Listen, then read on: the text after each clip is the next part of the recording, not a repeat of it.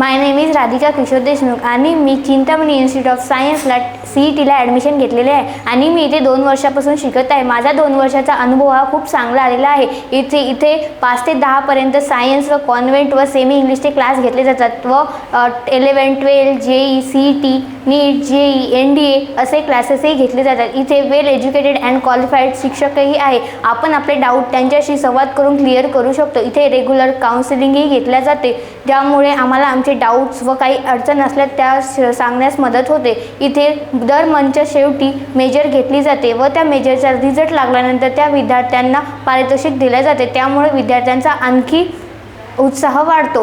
आणि इथे संडे आणि थर्सडेला ॲक्ली टेस्टही घेतली जाते.